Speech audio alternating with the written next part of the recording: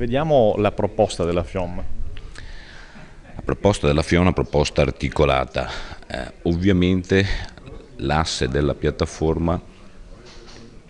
l'impostazione, vuole rafforzare il ruolo del contratto nazionale di lavoro. Lo vuole rafforzare sia sul versante salariale, avanziamo una innovazione anche di tipo contrattuale, chiediamo di concordare il salario anno per anno, modello tedesco, e di poterlo fare attraverso una richiesta, un aumento del 3% dei minimi contrattuali che possa consentire a tutti i lavoratori della categoria di poter aumentare il loro potere d'acquisto e delle retribuzioni anche attraverso una redistribuzione della ricchezza e della produttività che a livello di categoria come metalmeccanici produciamo. E quindi sul salario insomma una proposta importante che vuole rafforzare il ruolo del contratto. Poi è nostra intenzione, la piattaforma, i contenuti delle nostre richieste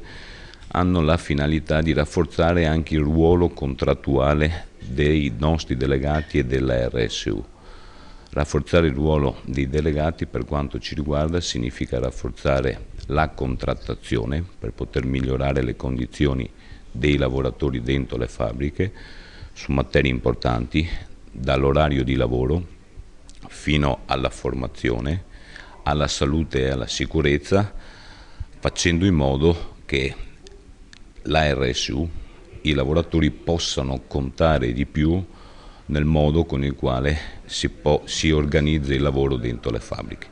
E in più c'è un altro tema importante, ce ne sono altri, ma c'è un altro tema che per noi è molto importante, è quello di riunificare il lavoro. Con il Job Act, con le leggi che sono state fatte dai vari governi che si sono succeduti, i lavoratori dentro le fabbriche hanno meno diritti e sono più divisi. È nostra intenzione provare a riunificare il lavoro, quindi significa attraverso il contratto fare in modo che tutti i lavoratori possano essere riconosciuti, anche quelli assunti dopo il 7 marzo di quest'anno, ad esempio l'articolo 18, intervenire per via contrattuale per rendere inefficaci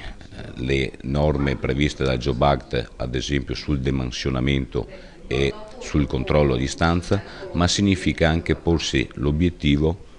di estendere i diritti anche a tutti quei lavoratori che hanno forme di lavoro atipico, i collaboratori, le partite IVA, tutti coloro i quali insomma stanno dentro il luogo di lavoro, a volte anche con rapporti fintamente autonomi,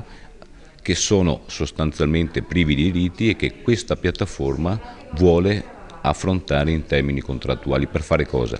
Per riconoscere anche a queste persone diritti elementari minimi, quali permessi, quali le ferie, il diritto di essere e di poter usufruire della malattia, dei congedi di maternità per le donne, di periodi di preavviso congrui nell'interruzione eventuale di rapporto, come dire insomma anche attraverso la contrattazione estendere diritti e quindi riunificare dentro i luoghi di lavoro insomma ciò che le leggi in questo paese hanno diviso.